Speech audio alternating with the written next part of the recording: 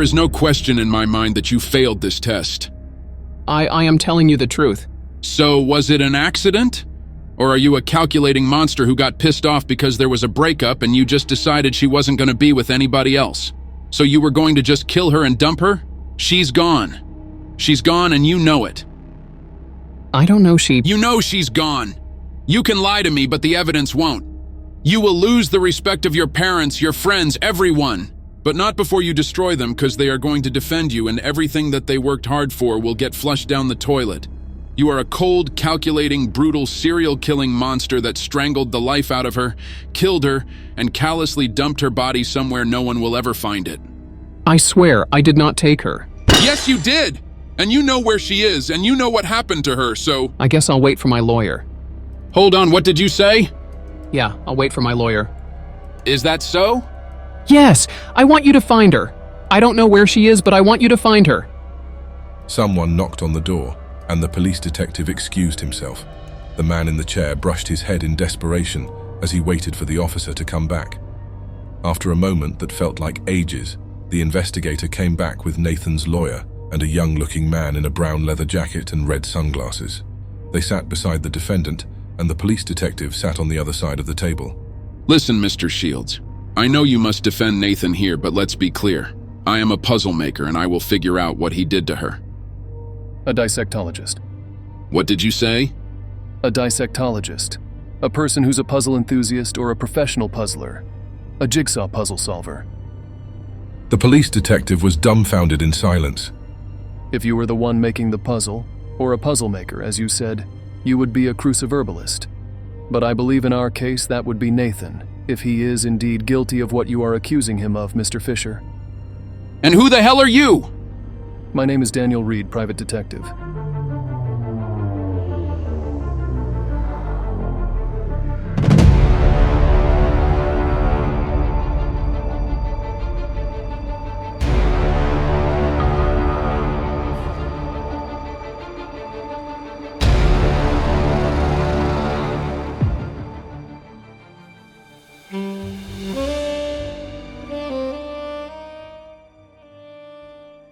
March 23rd.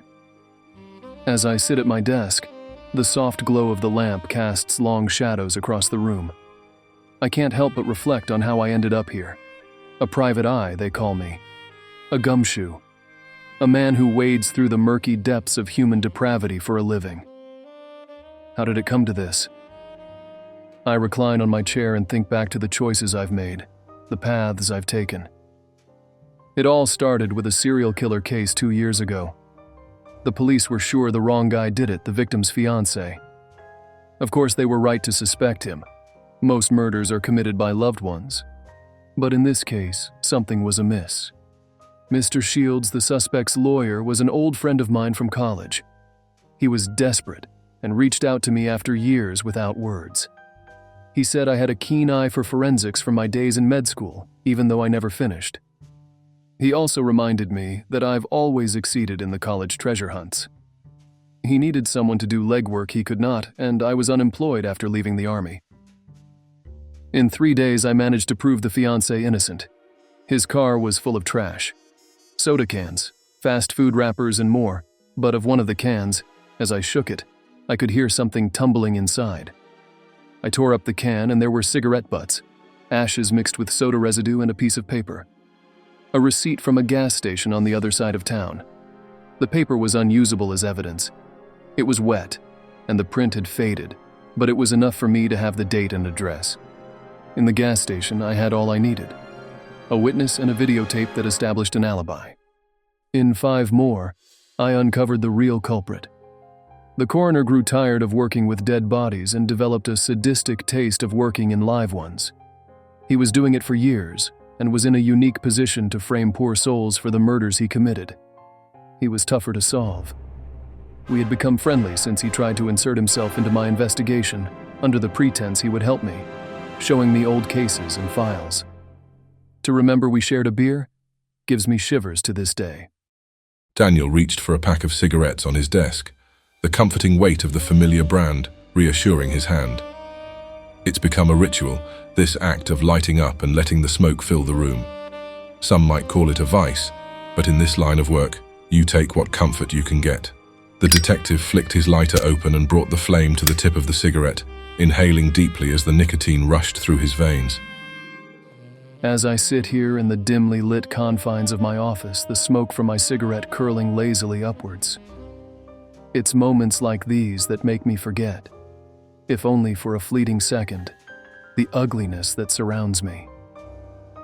But then, reality comes crashing back, like a freight train barreling down the tracks. Great breakout case, but after 2 years, all my cases since then are about the same subject: marital infidelity. Daniel slipped the pack of cigarettes in the pocket of his jacket. Following spouses, listening to their private moments, watching them lie to their loved ones. Every single time a new case arrives, it is the same old story: lust, betrayal, and tears. The detective looked at the file of his last case on his desk. He provided a husband with plenty of proof of his wife's affair with his own boss.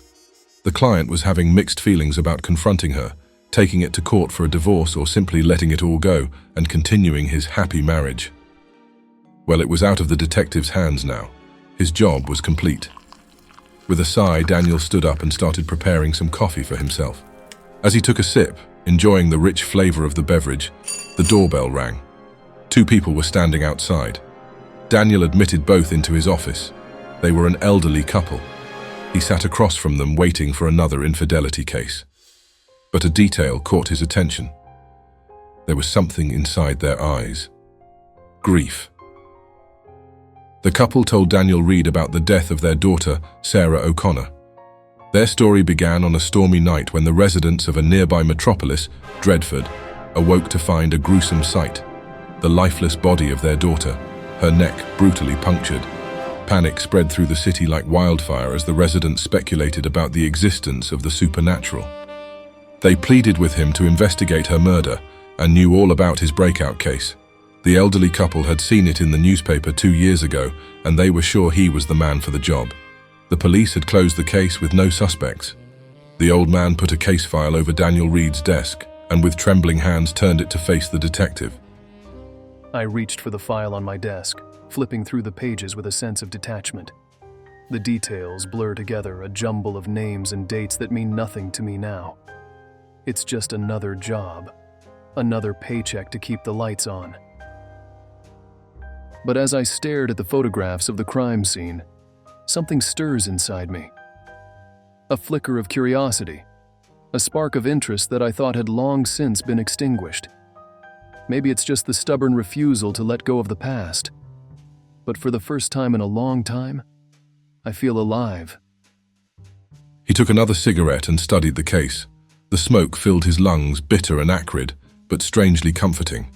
As he exhaled, the tension in his shoulders began to ease, replaced by a sense of calm. Suddenly, he stubbed out the cigarette in the ashtray. There's work to be done. The streets are calling and I can answer. That city may be a cesspool of sin and corruption, but there's no use dwelling on it. The only thing that matters now is the case sitting on my desk, waiting to be solved. The detective told the elderly couple he would take on their case. He was going to Dredford and uncover whoever was the one responsible for their daughter's murder. The idea of it having anything to do with the supernatural was foolish, and rationality and logic would shine light into the mystery. He was ready to face whatever darkness awaited him outside these walls. On the same day, he entered Dredford with skepticism in his heart, but an unwavering determination in his step. The chill in the air hung heavy with secrets, and the moon cast eerie shadows that whispered of horrors long buried.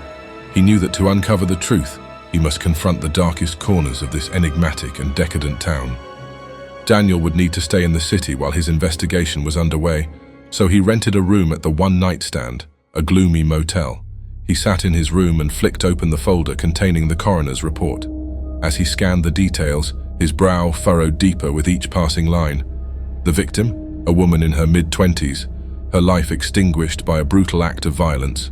The cause of death sent a chill down Daniel Reed's spine. Her neck punctured, the wound described as nothing short of savage. He sighed, fingers tracing over the stark words on the page. No blood in the body? He muttered to himself, the words hanging heavy in the air. It was a detail that defied logic, a mystery wrapped in the macabre. How could someone drain a body of blood without leaving a trace? What kind of twisted mind was capable of such a deed? The body had been found 5 days ago near a foggy dockyard. The room felt suffocating as Daniel delved deeper into the report. A labyrinth of questions with no clear answers. He couldn't shake the image of the victim's lifeless form, her body a canvas of violence, her story left untold. He left the room and decided to check out a list of places that Sarah was accustomed to going to. The first was a church. When he arrived at the Church of All Sins Redeemed, Daniel noticed the front door was open. He entered the dimly lit place and glanced around at the stained glass windows and the flickering candles. He approached the priest who was arranging books at the altar. Good evening, Father. I hope I'm not interrupting anything. My name is Daniel Reed, private detective. I'm investigating the recent murder of Sarah O'Connor. She was a parishioner here, and I was hoping you might have some insights that could help me. Of course, Detective Reed. It is a pleasure to meet you. I am Father Michael. How can I be of service to your investigation? Can you tell me if Sarah had any enemies or if there were any conflicts she was involved in? Maybe an ex-boyfriend? Sarah was a beloved member of our congregation, but as far as I know, she was single. She was a kind soul, Detective. I can't imagine anyone wishing her harm. She dedicated much of her time volunteering at the shelter down the street. I see. Was she involved in any other activities or organizations? Not that I'm aware of, but she was quite devoted to her faith. She attended services regularly and often sought guidance from me. She did on occasion frequent a local tavern, the Coffin. Maybe there, you will find more answers. Well, Father, thank you for your time. I may have more questions as the investigation progresses. Of course, Detective, I'll be always here if you need anything. And please keep Sarah in your prayers as I do. Daniel left the church and went to the local tavern Father Michael named. The Coffin was an ironic name, but the universe has a cruel sense of humor. At the tavern, the detective felt an eerie aura all over the place. The regulars were clearly distressed by something. Sarah's murder, maybe? He tried asking around about her, but he received only hushed tones and cold shoulders in response. No one wanted to have anything to do with his investigation. They were as cryptic as this twisted city. The detective made his way to the bar, the dim lighting casting long shadows across the counter. A grizzled bartender was polishing a glass with a rag when Daniel leaned against it. Evening. Have you seen this girl before? Daniel showed a photo of Sarah, and the man barely glanced at it. What are you, some kind of detective? He flashed a badge quicker than the eye could see. She has been murdered. Sarah O'Connor. Ring a bell? He slid a 20 over the counter. Maybe this will jog your memory. I heard she used to come here sometimes. Thought you might know something. The bartender's expression darkened. He put down the glass and leaned closer to Daniel. Sarah, huh? Yeah, she was a regular, sweet girl. It's a damn shame what happened to her. It is. Have you heard anything unusual? Well, Detective, I don't usually put much stock in legends, but there's been some talk among the regulars. Her murder. Sounds a lot like an old story my Nana used to tell. What kind of story? The man leaned even closer, as if he didn't want anyone else to hear what he was about to say. The Midnight Fiend. They say it's a creature that haunts the dark corners of the city. Comes out when the moon is high, hunting for souls to claim and take them to hell. The way Sarah was found. Neck punctured, no blood, just like the legends. Daniel's eyes narrowed as he listened and took notes in his notebook. The Midnight Fiend? Sounds like a ghost story to scare kids. Come on, you don't actually believe it. The bartender shrugged and then chuckled softly as he returned to normal distance. Like I said, Detective, it's just an old legend. I don't believe in that nonsense. Probably just some sicko playing out the story. But you know how it is. Folks around Dreadford love their tales and conspiracy theories. Don't let it distract you from the real work. Daniel closed his notebook and thanked the man. As he left, the bartender watched him go with lines of worry streaking his face. He looked back at the bar where a dark figure was sitting at a table and went back to clean the glasses. The legend of the Midnight Fiend lingered in Daniel's mind as he stepped back into the night, determined to uncover the truth about Sarah's murder. It was already late, and the detective decided to call it a night and return to his motel room. The next day, Daniel tried asking questions at the shelter where Sarah used to volunteer. He also tried the same at her workplace, but to no avail. Asking questions about Sarah raised a lot of suspicion, and as soon as he revealed his intentions, people excused themselves and went away. Thanks to her parents, Daniel had a key to the place where she lived, so he decided to look for clues there. The apartment was tidy with no signs of violence anywhere. He took several hours to meticulously search every nook and cranny. He opened every drawer, read every hand note and examined her belongings. The hours went by, and before Daniel noticed, it was already late at night. It was only after dark that he found an aged journal hidden beneath her bed. He took the journal and started reading it. April 5th. I can't believe I'm writing this, but tonight was the night I've been longing for. I met him again in the woods, beneath the moon. It was beautiful. He was waiting for me, as always, his eyes burning with an intensity that both frightened and thrilled me. April 12th. I've been meeting him for weeks now. There is something otherworldly about him, something that makes my heart race and my skin tingle. He talks of things I've never dreamed of, dark secrets and forbidden pleasures. Tonight, he took my hand and led me deeper into the forest than we've ever gone before. We arrived at a crypt, hidden among the ancient trees, its entrance shrouded in ivy and shadows. April 19th. The crypt is our secret place now. He told me it was built centuries ago, a resting place for those who served the old ways. Inside, it's cold and damp, but there's a strange comfort in its darkness. He spoke of eternal life, of pleasures beyond mortal understanding. I feel myself drawn to his words, to his presence, to the promise of something more. April 26th. Tonight he revealed his true nature. He is the Midnight Fiend, a creature of the night bound by no mortal laws. I saw it with my own eyes. His speed, his strength, and his fangs. The legends are real. He told me of his endless existence, of the power and ecstasy that comes with it. He offered me a choice: to join him, to become like him, and to leave behind the mundane life I know.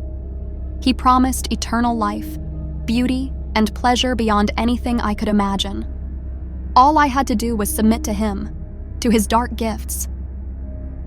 April 28th. I've decided.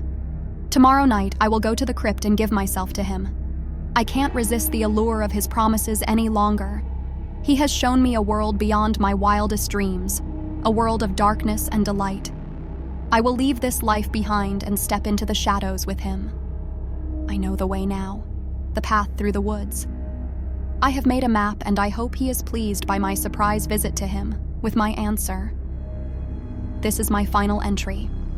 By the time anyone reads this, I will be gone, lost to the night and to the ordinary world I've left behind.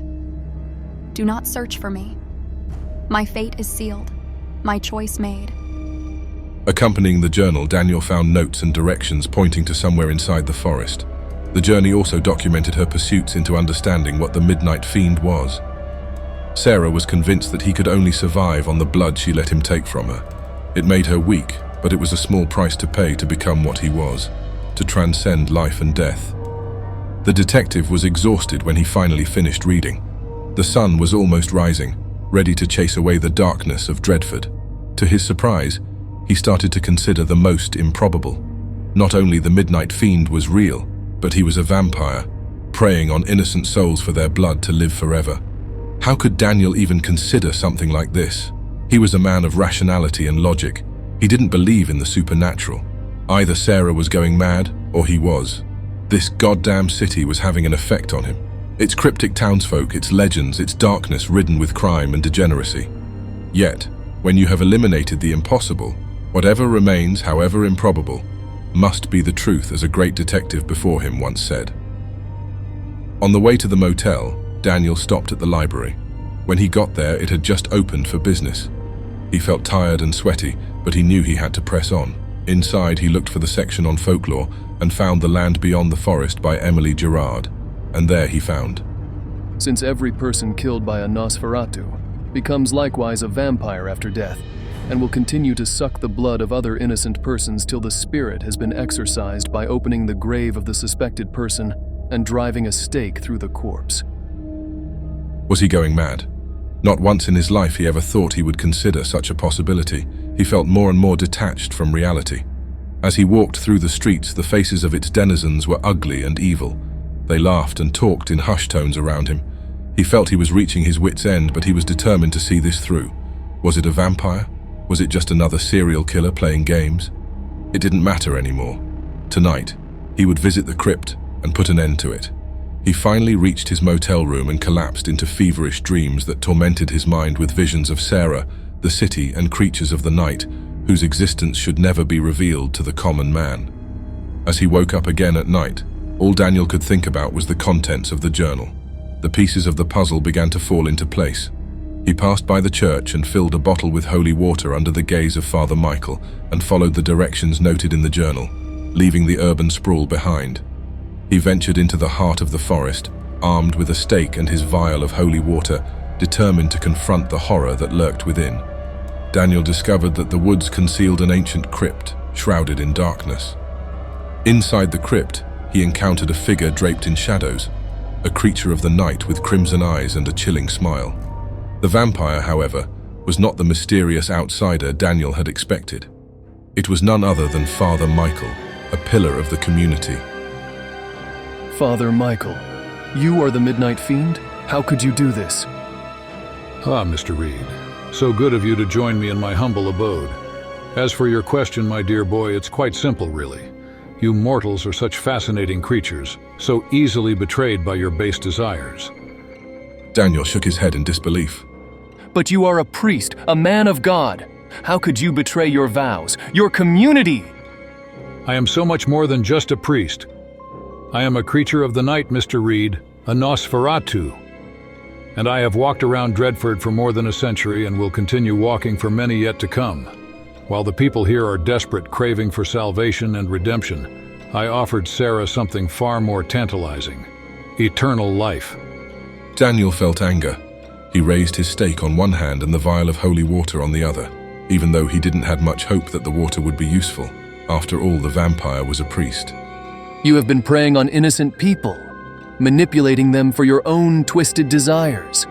How many lives have you destroyed? Sarah was a mistake.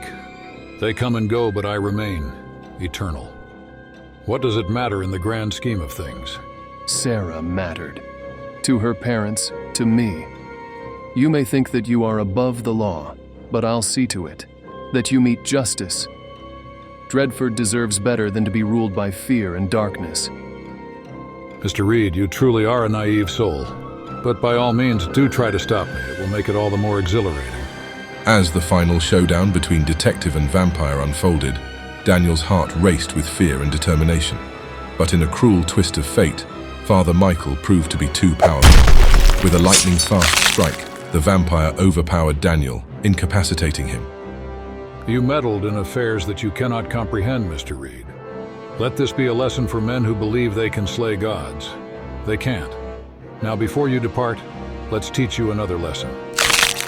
As Daniel lay on the cold crypt floor, he watched in horror as Father Michael disappeared into the shadows, leaving him to face a fate worse than death.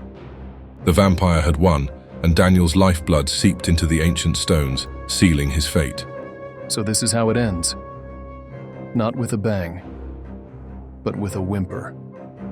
As the sun began to rise on a new day in Dreadford, the townsfolk remained unaware of the battle that had unfolded in the crypt.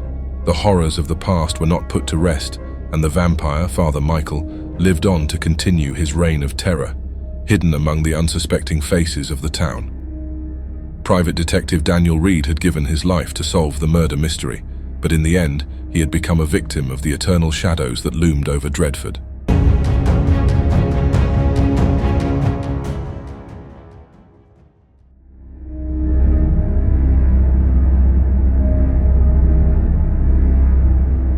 High school in Dreadford was hell, but Annie and Kelly always had each other.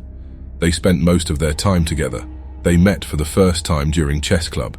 Kelly was having a difficult time learning the game, and before the girl chose to drop out of the club, Annie offered to help. After this, the two friends were inseparable. Both of them did not have much of a social life at the time. It was heartwarming to finally have a real friend, for both of them. They studied for their exams together, told each other secrets, gossiped, and asked each other for advice on everything. After high school, Kelly started to hang out with a different crowd. She finally got into the social circles of the cool people. She was being invited to the best parties, went clubbing, she even got drunk for the first time. Annie was still close to Kelly but refused to follow into her footsteps despite Kelly's insistence. Annie denied all invitations to parties and to meet Kelly's new friends. They both cherished one another, but it seemed that life had sent them into different pathways. The sleepovers were a distant memory, and their topics of conversation became fewer and fewer. Despite that, Annie could notice that her friend exuded a newfound confidence. Kelly was beautiful and full of life, like never before. After some time pondering, fearing to lose her friendship, Annie finally accepted to relent her position. What could be so wrong about enjoying life a little? Her friend was definitely happier doing so. The next time Kelly would go clubbing, they would go together, and she silenced any apprehension inside her own mind. The day she told Kelly that, they laughed and stayed late like old times. Annie was very happy and could not understand the reason it took her so long to make that decision. As the arranged night finally arrived, Annie was anxious about everything, but Kelly just kept telling her to relax and enjoy the night. Don't spoil the experience for yourself, Was the last advice before they entered the Rapture, considered by the youngsters in Dredford as the coolest club in the city. It was exactly the kind of place Annie imagined people would go to forget about their grades, tests, and responsibilities. The place you meet someone to fool around. She danced, drank, and made out with a guy in a dark corner, while loud music embraced them, the first one-night stand in her life. Annie was having a blast, and did not think twice when Kelly offered to take her to meet her cool new friends. Kelly led the way to an elevator into the back of the building, and to Annie's surprise, the elevator went down instead of up. When the doors opened, it was like entering into a nightmare hospital. A strong smell of blood made Annie's stomach turn. Several people were strapped into medical beds, their blood being harvested by the tubes. Strange personnel were around, overseeing this horrific operation. Kelly was fast to hit Annie and knock her out. Before everything got dark, she heard Kelly say, I'm so sorry. When the young woman woke up, she felt groggy. She knew she was drugged, and she found herself strapped into a medical bed, her blood being taken out on her left arm and something. She dared not venture a guess, going into her veins on the right one. She wanted to scream, but her mouth could not move. She cried, and in a futile gesture, tried to reach Kelly, who in turn was receiving a glass with red liquid from a strange and pale man. In horror, Annie realized it was blood. As soon as she had it into her hands, she drank it all like an addict with lust bordering the insane, licking the glass to make sure she would not lose a single drop. After that, Kelly went away, going back into the elevator with her face glowing, more beautiful than ever. The vampire who gave her the blood to drink told Annie, Welcome to the stock of the Rapture.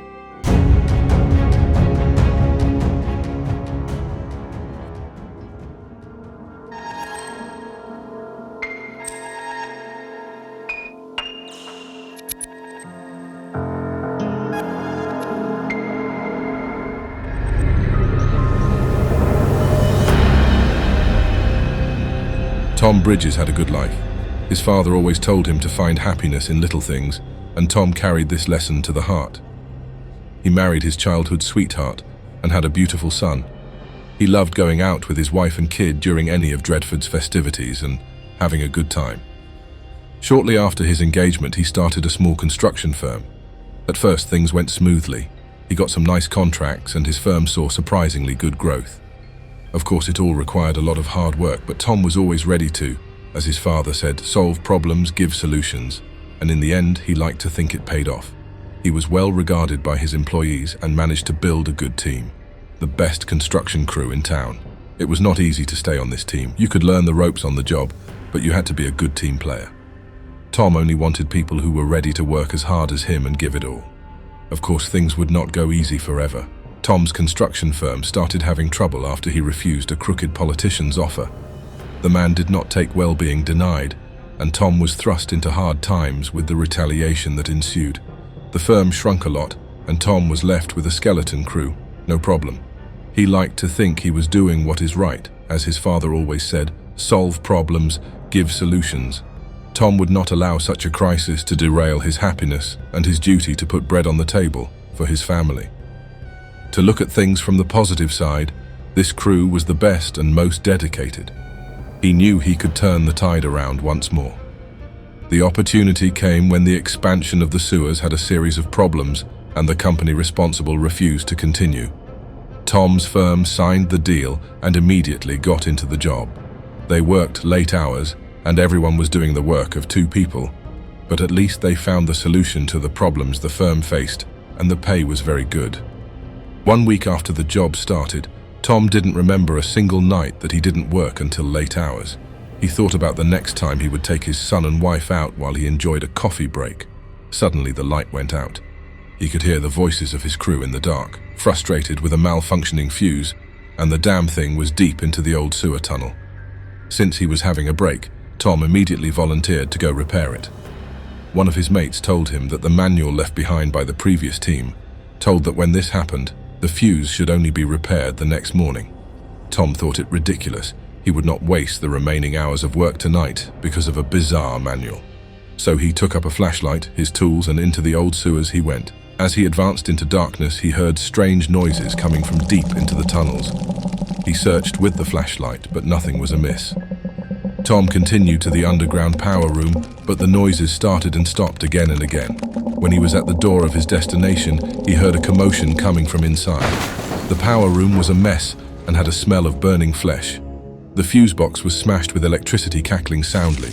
2 pale men were inside, but they were not alone.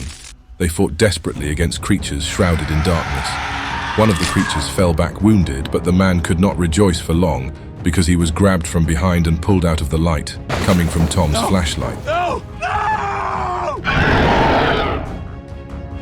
The construction worker thought about leaving immediately, but he saw the second man falling down and one of the creatures reaching for him. Tom remembered his father and his catchphrase, so he threw his heavy toolbox against the creature. It gave him enough time to help the man get up and carry him outside. The man was fatally injured and leaned his weight on Tom every step of the way. When they stopped to catch their breath, Tom was exhausted. He asked if everything was all right, but the pale man did not answer. The last thing Tom saw was the man's horrid face before the stranger bit his neck, evil, sunken eyes, cadaveric skin covered in scabs, and unnaturally sharp teeth. Tom felt his heartbeat getting fast and fast, but did not find the strength to fight against the deathly embrace. The man was drinking his blood, but why? Soon his heart lost its strength and his body lost its blood. When the pale stranger let go of Tom, he fell to the ground lifeless. The man cleaned his mouth with his hands, and while his wounds healed in supernatural fashion, he said, Nice guys. Finish dead.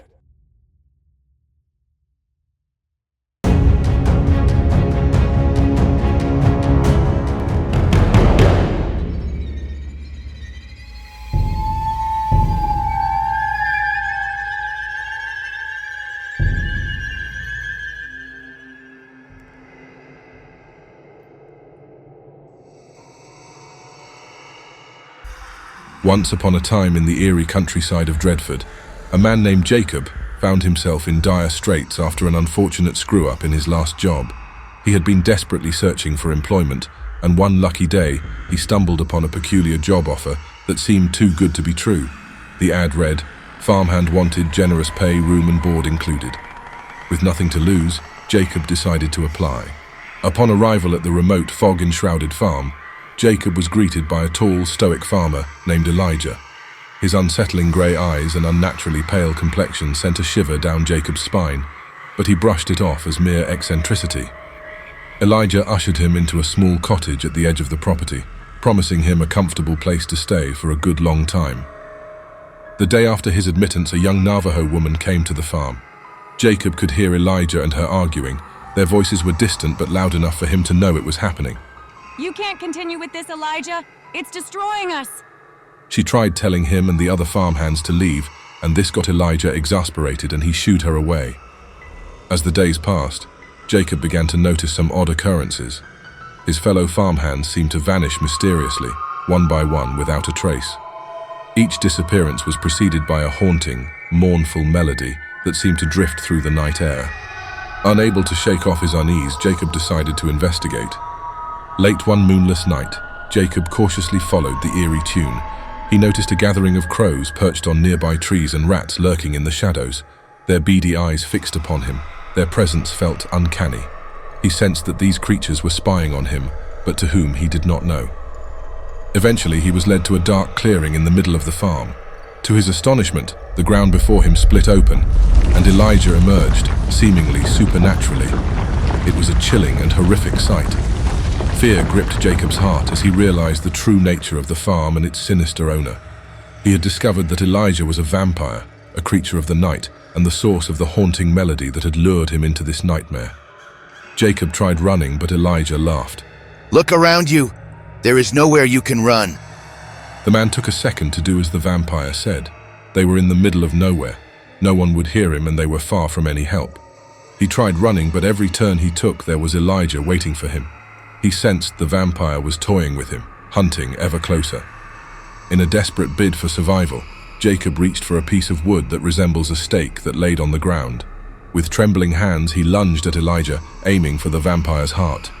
But to his shock and horror, the stake merely glanced off Elijah's chest, leaving no mark. I am not as vulnerable as the stories suggest. Ha ha ha ha ha. Jacob became subject to Elijah's cruel whims and relentless humiliation.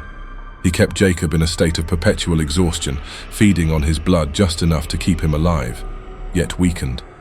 Jacob's reflection in the farmhouse mirrors revealed his sunken eyes, pallid skin, and the telltale marks of his vampire master's nightly feasts.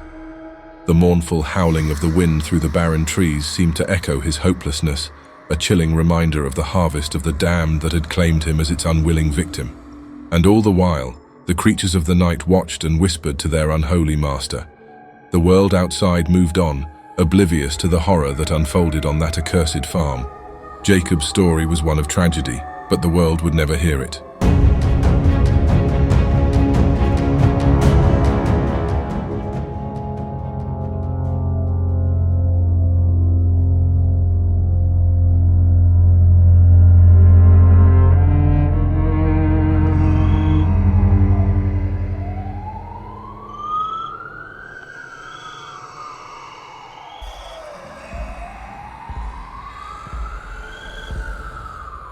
In the shadowed underbelly of the city, where the neon lights flickered like dying stars, Anthony Tony Marino was convinced he was on the cusp of greatness. A feared mobster for years, Tony believed that tonight was the night he would finally be initiated into the inner circle, becoming a made man in the ruthless Marino crime family. The invitation had come discreetly, a cryptic message delivered to Tony at his favorite Italian restaurant. The note simply read, "Tonight, under the full moon, your dreams will come true." Tony took it as a sign, believing his loyalty and cunning had earned him this moment.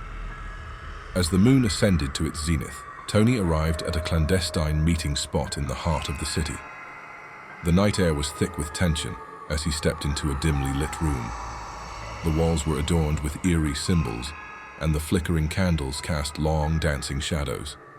There, surrounded by a group of ominous figures, stood Don Vittorio, the enigmatic head of the underworld. Tony's heart raced, and he couldn't help but feel a shiver down his spine. He hadn't expected the initiation ceremony to take place in such eerie surroundings. His unease deepened when he noticed the uncanny stillness in the room. No one spoke, and the only sound was the soft rustle of fabric as Don Vittorio approached him. Anthony Marino! Don Vittorio's voice was as smooth as silk, sending chills through Tony's body. You believe you're here to become a made man, do you not? Tony nodded vigorously, beads of sweat forming on his forehead. Yes, Don Vittorio, I've served the family faithfully. I'm ready. Don Vittorio smiled, his eyes gleaming with a strange intensity.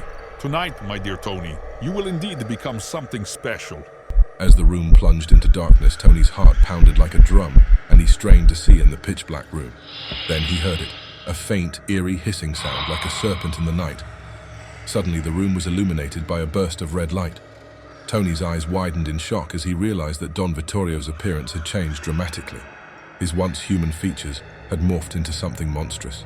His eyes were now glowing crimson, and his elongated, razor-sharp claws glistened in the dim light.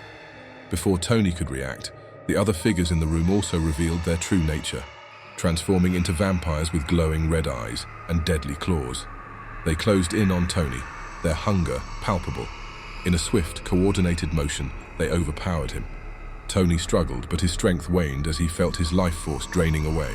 It was then that Tony understood the nightmare that had befallen him. Don Vittorio and his associates were not mobsters of the human variety.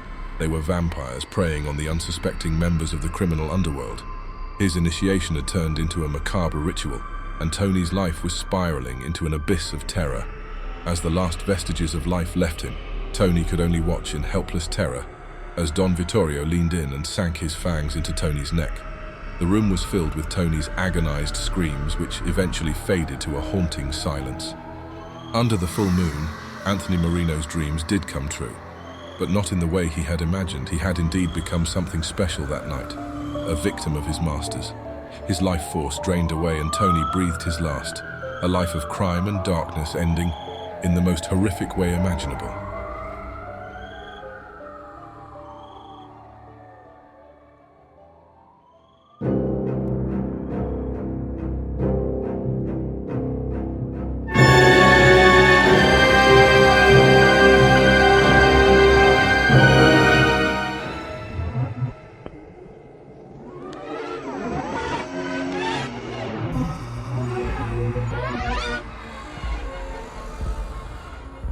Andy was fleeing from two cops desperately. He had just stolen a purse from a nice lady as she got out of the restaurant, and the two damned officers saw it. Maybe it was his fault. He should have paid more attention to the surroundings before his move. But each day it was getting harder and harder to focus. It all went downhill when his parents stopped giving him money, after they realized he was spending it all on crack cocaine. It was not his fault that suffering from withdrawal made it impossible to keep a stable job. Then his dealer raised the price steeply. Without any other way to feed the hunger for his next fix, Andy started stealing. This brought him to his present predicament. He glanced behind and noticed that one of the police officers, a middle-aged man, was getting behind. Andy jumped over a fence and was exultant when the other one, a young female, had the trouble repeating his feat. He needed a place out of sight to look into the purse's contents. It was then that he saw the old house, enormous and decaying. Everyone was scared of even going near it. Sometimes people told stories about seeing lights inside, but no one lived there for at least 100 years. Of course, the two cops would never look for him there, so he decided not to risk running down the street but hide inside. It was easy getting in. The door was not even locked. Without paying attention to the ruined living room, Andy threw whatever was inside the purse on an antique table. He was happy to find an expensive cell phone and some other stuff he could sell or trade. Now that he was sure he could buy more, he took out his pipe, and with trembling hands took his last hit. Andy savored every moment of the high. For the first time he noticed a happy porcelain doll sitting across the table, but he remembered the table was empty. He took some steps back, and everywhere he looked he saw dolls and teddy bears.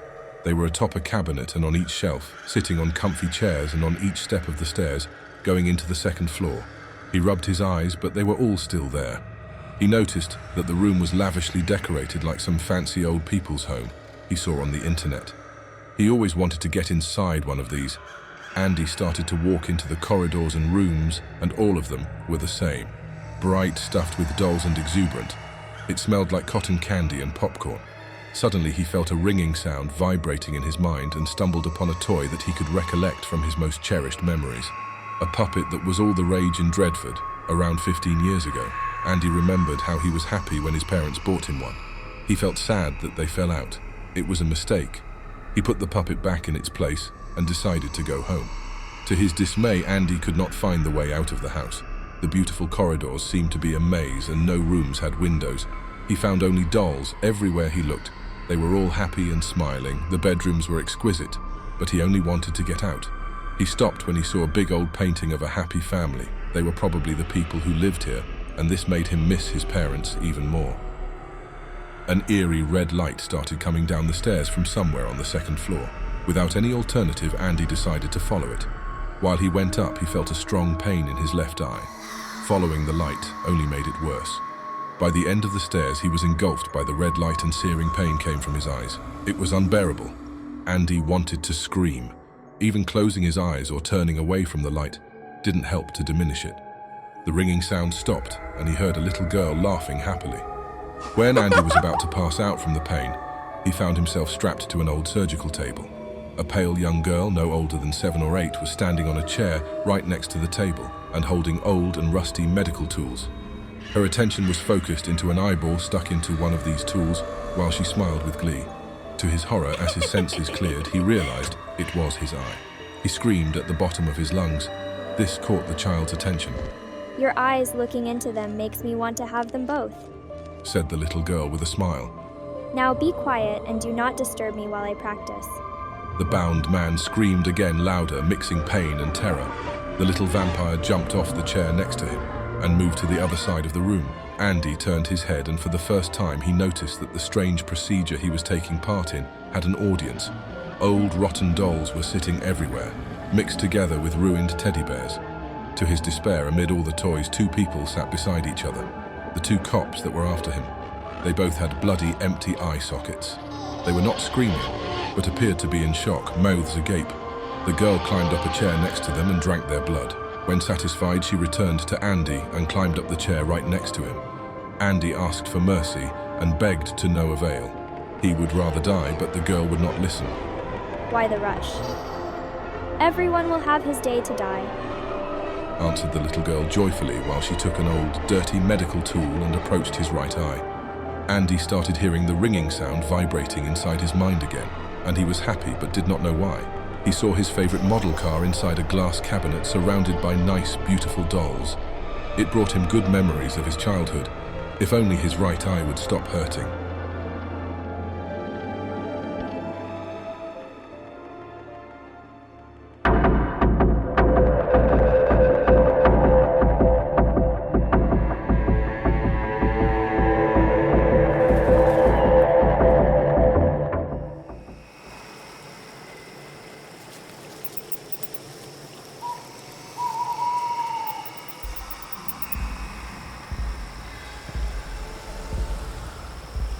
It was great to be the team captain.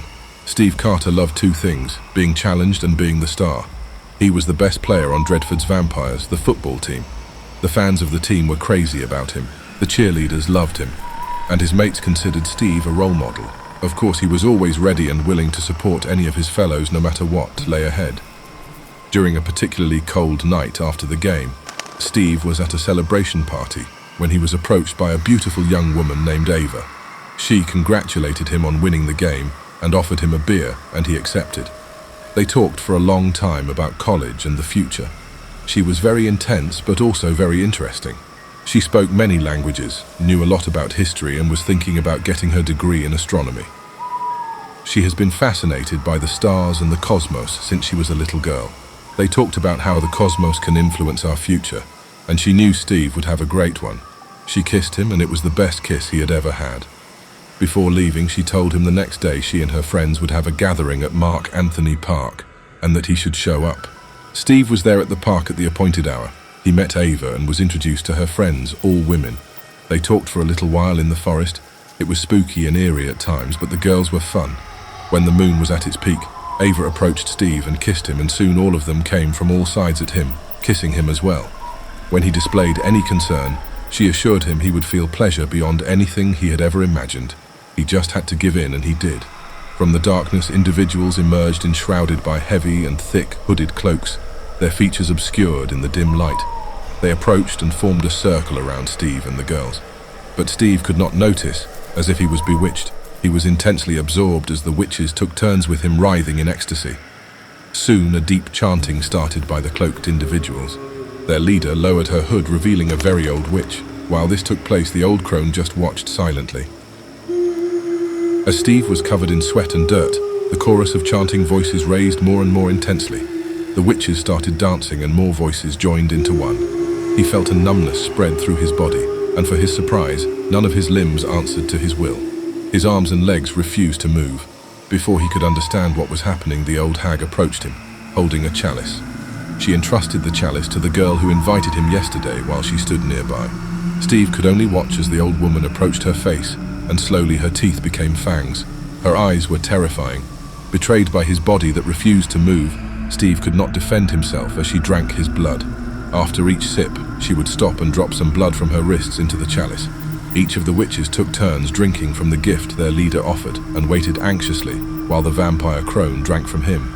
After each of the witches had drank from the chalice, the leader made a gesture with her hand, and Stevie felt his eyes close, never to open again. and she drank all that remained inside him.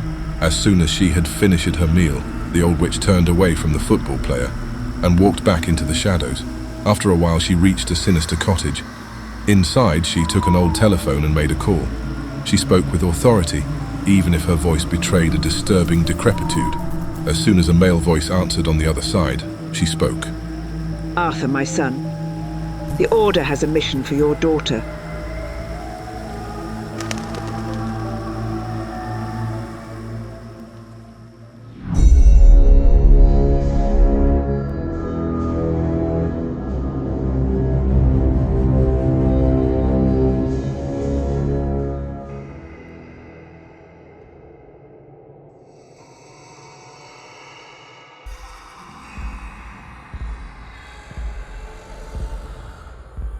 Jennifer tapped her expensive pen nervously and bit it.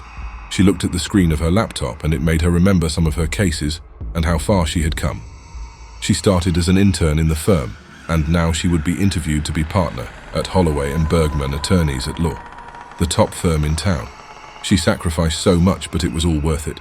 You could call her a sleazy lawyer, but the truth is, reality is what you make it to be.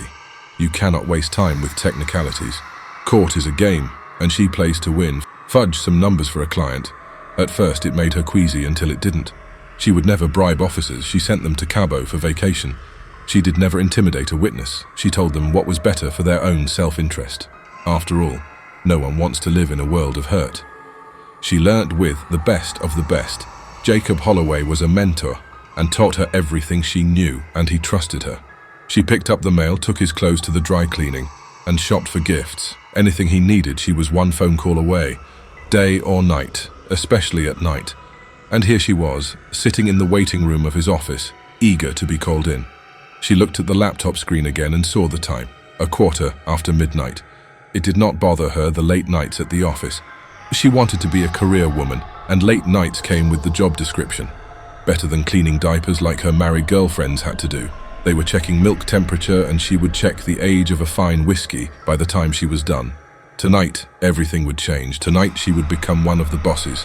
No more laundry duty for Jennifer. Diana, Holloway's secretary, came through the door. Jennifer's heart raced. She was told to follow the secretary, and she did. In the next room, Diana explained that to continue the process, Jennifer would have to be blindfolded. She found it strange, but she had come too far to give up now, and acquiesced. Wearing a blindfold would not be the worst thing the company asked of her. She was led into another room by the hand, the suspense making her heart beat loudly inside her chest. The air was cold and still. The only breathing she heard was her own. She thought she was alone, but a loud voice broke the silence. The voice announced that Jennifer would not be doing the interview, because she was already chosen. It said that she was blind and asked if she was ready to see. With her heart beating like drums, she answered positively to the question, with barely any voice coming out. She heard steps approaching and was handed what seemed to be a chalice, and was ordered to drink. And so she did. The strong taste of iron touched her mouth, and the liquid rushed down her throat. At first it felt disgusting, but soon it became sweet and nurturing. She drank it all. Her blindfold was removed, and to her surprise there were many people in the room, all wearing masquerades, looking intensely at her. One of them approached her, handing a masquerade to herself. A man in red ritualistic garments announced that her fate was sealed. Now Jennifer was a familiar. She would work day and night for her masters and dedicate her life and blood to them. In exchange, she would have power. She felt regret swallowing her, and a tear streaked her face behind the masquerade. The man in red garments ordered her to approach, and she could not refuse. His will dominated her every step of the way. He took his masquerade out, and it was Holloway, his fangs salivating. It was when she realized the terror of her situation.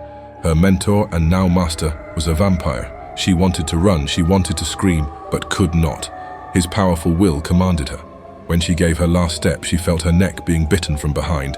The world would never know, but Jennifer would work day and night, serving her masters, never being capable of refusing them. It would be forevermore. At least she would have power in return.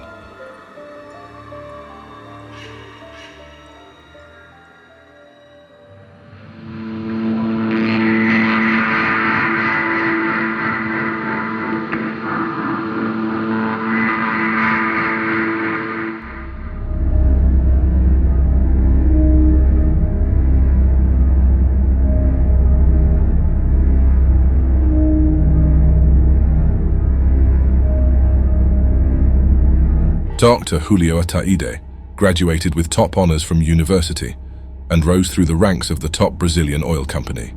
He climbed up from junior assistant to one of the best petroleum engineers in his home country. Hours were long and pay was average, but Julio took advantage of every opportunity. He wed a fine artist named Christina, who herself had a promising career with her sculptures. His work caught the eye of Mr. Hendrik Blomkamp, chief financial officer of Van Arden Oil and Gas. He wanted to hire Julio to come to Dredford to build an oil platform in the ocean from scratch. The payment was huge.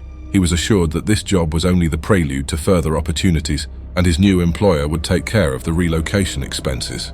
He had to talk with his wife Christina. At first, she was not too keen on the idea, but relented since it was a great opportunity for her husband. They relocated to Dredford. He started to oversee the construction of the platform, while Christina worked to rebuild her career. He did everything he could to be with her, but eerie accidents started to hinder the construction of the platform. As a result, Christina was finding herself alone more and more often. Delays, accidents, even storms threw the timetable of the construction off the rails. He felt like the work was being sabotaged, haunting shadows in the oil rig, and whispers cursed the place. He worked harder and started to stay longer on board as the oil platform took shape. Mr. Blomkamp came to visit periodically, and Julio wanted to show considerable progress on each visit. That year, he missed both Christmas and New Year's Eve with his wife. Christina would spend the holidays alone. In the second year, what appeared to be an accident took place. Julio was working late at night and suddenly an explosion caused a fire to spread out of control. Debris fell over him and he had one of his legs crushed. It was a miracle that he was rescued and taken into the city by helicopter. In recovery, he remembered two shadows running before the explosion. He thought about giving up. Conspiracies brewed in his mind as if an evil force didn't want the work to be done. On the next day, Mr. Blomkamp came to visit and wanted to know how quickly he could get back to work, and to Julio's own surprise, he agreed to continue from the hospital bed. He lost part of the movement of his wounded leg and needed a cane from that day forward. Christina came to visit him every day during his recovery and was frantic with his decision to continue working on the project. They had the worst fight of their relationship, and he promised her that the work would be completed soon. They would leave this cursed city behind. At home, he noticed many new sculptures made by his wife that he had never seen before. Soon, he was working on board again. He had to catch up after the accident. Julio would spend the next months totally focused on finishing his work. It was almost done. He got approval to double his team and started working around the clock. Mishaps still plagued the oil rig, but his crew would deal with anything that could draw his focus from the main project. Time started flying fast, and the progress was increasing steadily. He could not believe himself when he was ready to proclaim the construction finished. He tried to reach Christina, to no avail. He was informed that she had left many messages to him during the last few months. To his dismay, he learned she had fallen ill and had been admitted to Dredford's General Hospital with a very aggressive cancer. The doctors suspected the chemicals and substances used in her work were the cause. They were very clear that her life expectancy was very limited. When Julio entered the room and saw her, he felt a punch in the gut. She was weak and anemic, sunken eyes barely open. He never imagined seeing her in such a frail state. She could barely speak. They cried, and the guilt was overwhelming. Julio asked to talk with the best doctors available, and for hours he tried to find a small glimmer of hope. But they all said the same thing. In a daze, Julio did not notice when Mr. Blomkamp sat right next to him in the corridor of the hospital. He believed the doctors had given up, and her death was imminent. Even so, he belonged to a lodge that can accomplish impossible things, and saving her was within their means. This caught Julio's attention, but he had a hard time believing the words. He wanted to know how this lodge would be able to do the impossible, and why they do that for him. Mr. Blomkamp answered that the lodge would require one thing in return. Julio would have to join it with all it entails. To give him proof before his decision, Mr. Blomkamp said she would recover tonight and would spend the whole day tomorrow in good health. But on the next night, she would return to her current state, and he would have to make a decision. When Julio entered Christina's room, she was sitting on the bed looking perfectly well. He could not believe his eyes. They embraced, and he told her that the construction was done. They spent the whole night together. The doctors were perplexed. No one could understand what had transpired. She was full of life, and they had a great time. During the day, he hoped that maybe it was all over, but as soon as the sun went down, she was back to her sickly complexion again. Julio ran to the same corridor, and there was Mr. Blomkamp sitting at the same place. Julio took a few moments looking into the pale man's eyes, and before his boss could say anything, he just said he agreed. Mr. Blomkamp extended cold hands, and when Julio shook them, he said with a smile in the corner of his mouth, "Welcome into the lodge."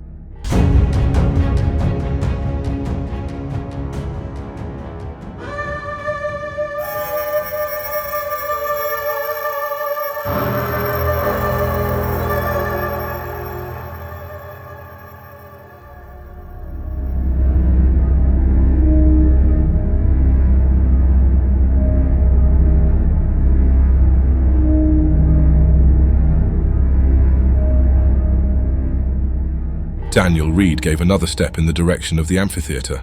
It still amazed him that he was not dead. After all, Father Michael did kill him back in the crypt hidden in the forest. He also brought him back to life, eternally. Daniel was made into a vampire, a Nosferatu, as Father Michael explained. They were both members of House Strix, the House of the Eagle, a family of hedonists and nihilists. He also learned that there were other houses or families, but still had not met any members outside his own. Father Michael stood beside him, very proud of himself. He explained to Daniel that it was a great honor to be brought into the blood, and that it takes a lot of effort to secure authorization from the King's Council. Unlike Daniel would have imagined, Nosferatu also had laws, and it seemed that turning a mortal into one without permission was a severe crime that could end with the direst of consequences. Luckily for both of them, Father Michael had an opening with a member of the council that also belonged to the House Strix, a man named Pierre Dupont. He made sure that everything would have been done the proper way. Now, as it stands, Daniel Reed would be introduced to the council and to Nosferatu society. The priest was also quick to point out that destroying a Nosferatu was a serious crime that brought swift destruction upon the offender. Daniel should dismiss any ideas of revenge, or he would face the wrath of the King's Council, a group made up by the most powerful Nosferatu in the city, responsible for upholding the King's law and peace. As the moon rose, Daniel sighed, making Father Michael chuckle. The priest reminded him that he had no reason to, since he was dead, but it was good practice to do it in front of mortals. Nosferatu were bound by the theater, the act of never revealing to mortals their true nature. Daniel felt nervous, and the fact that his body did not respond as such bothered him. He did not feel heart palpitations and did not produce sweat as he would if he was still alive. As he realized this, Father Michael called for his attention. They entered the Mark Anthony Amphitheater, and Father Michael shook a lot of hands, as he explained their house was the most numerous in the city. Many Nosferatu congratulated Father Michael for his new progeny, yet Daniel could see that many of them were openly jealous, to the point of sarcasm. They also extended their congratulations to Daniel and welcomed him. Some offered him the advice of picking his friends and enemies cautiously in the future. A fat and short man of Italian descent, named Don Vittorio, approached Father Michael, kissing the vampire on both cheeks. He was a member of House Leviathan, the House of the Sea Serpent. As Father Michael explained, they were allies of their own house. Michael, congratulations on getting rights to blood. He seems like a promising one. Don Vittorio approached Daniel, also giving him a kiss on both cheeks, and gave him a wad of cash as a welcoming gift. Make your father proud, my boy. A brunette woman wearing a black suit, named Jennifer, introduced herself as the familiar of a Nosferatu of House Dracul, the House of the Dragon. Mr. Holloway sends his best wishes. Nonetheless, he wants to remind you of how lucky you were to get this authorization. You should be more careful from now on, because he will not be as forgiving the next time. Father Michael explained that Jennifer was a familiar, a mortal who does the bidding of a Nosferatu during the day. Even though she has not been brought to the blood, familiars of vampires such as Holloway, a member of the King's Council, yielded political power that should not be underestimated. Daniel's attention was grabbed by the conversation of a horrific Nosferatu of House Orlok, the House of the Bat. He was telling a dreadful tale to others around him in the hopes of rallying support to his cause. There is a war in the sewers. Numerous monsters crawl under the city and devour everything they encounter. I myself was lucky to have survived my last encounter with them. It was thanks to a mortal who carried me to safety before I fed on his blood. We do not know what these monsters are, and how long they're going to stay only underground. Another Nosferatu caught his attention, an eerie old farmer who walked around barefoot. He was from House Volkos, the House of the Wolf, and talked about a project that has been problematic for many of the other members of his house. I finally found the help I needed to keep the farm afloat. With all the hard work we have been doing for Mud and the rancher, it was hard for the staff to remain motivated. Keeping them scared on their toes did solve the problem, though, and they can also be used as refreshments. Later, Father Michael introduced Daniel to a young woman nicknamed Blood Mary. Hey there, little cousin. If you ever need blood in an emergency, give me a call. I can take care of it for a price. You are welcome to give us a visit at my nightclub, the Rapture. After she left, the priest explained that although they were from the same house, she was antagonizing Dupont for the leadership of their family, and she was not the only one. The house was divided into 3 branches struggling for power, even though Dupont had a grip on most of the family. In another group, Daniel heard about a haunted house in the outskirts of the city, where a child vampire made her home. Apparently she was from the House Morrigan, the House of the Raven. They have been hunted by all other houses in the last century. There are only 2 members left in the King's Court, and as legend has it, they are all cursed. Father Michael pointed discreetly to another group and told him they were the House Ashikari, the House of the Owl, an order of secretive and mysterious magicians. They have brought a new member into the blood, and Dupont used it as leverage to guarantee Daniel's authorization. Hendrik, the sire, was teaching Julio the child in the same manner as themselves. Finally, a mortal pale man requested Daniel to accompany him, and Father Michael told Daniel to oblige him. It was part of the process. The detective was taken into a room where he waited alongside a fellow who was very disturbed. Daniel took a glance at the man and realized he was in anguish. But before he could ask any questions, the pale man came back and took them to the backstage of the amphitheater. From there, he could see the whole place filled with vampires in the audience, and on top of the stage, there were 6 Louis XV chairs, and in the middle, a throne made of skulls. The man started to get more anxious, and he started to cry bloody tears. Daniel was getting apprehensive. He could not fathom what was happening to the man. A vampire wearing regal garb took the stage and announced the name of the members of the council, and one by one they took their seats in the chairs. Caroline Graves from House Leviathan, Pierre Dupont from House Strix, the rancher from House Volkos, Adrian Van Arden from House Ashkari, Jacob Holloway from House Dracul, Spectre from House Orlok. But the skull throne remained empty. It all ran like a town meeting until they announced the council had to judge a crime. The pale man came and took the crying man with him. Jacob Holloway salivated as he declared the man should be destroyed for being turned without authorization. He was set ablaze by Van Arden with some kind of sorcery and turned to ash. The audience clapped and cheered, but Daniel saw one sad vampire in their midst. He felt sorry for him but did not know why. Daniel was called after the punishment, but was received with a lot less enthusiasm. He was asked to swear fealty to the King's Council and abide by their laws, or he would share the fate of the ashes scattered on the ground. In that moment, he realized to his horror that maybe he would be better off dead. In the shadows, he noticed an unassuming man wearing a black suit, smiling, red eyes gleaming with malice, and realized the shadows in this world were a lot deeper than he expected.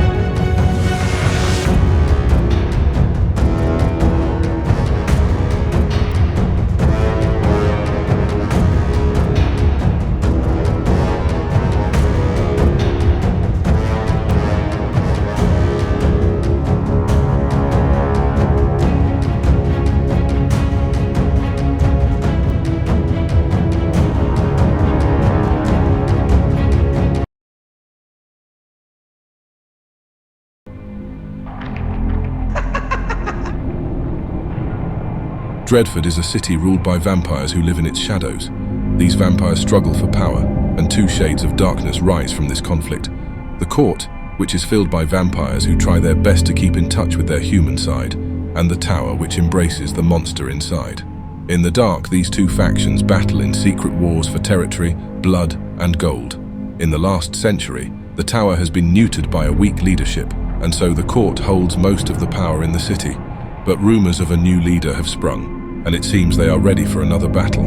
In recent nights, attacks have occurred in strategic places that disrupted the cash and blood flow of the court. In light of these events, Don Vittorio has made the security detail of his drug and arms enterprises stronger. One vampire from the tower will put this to the test.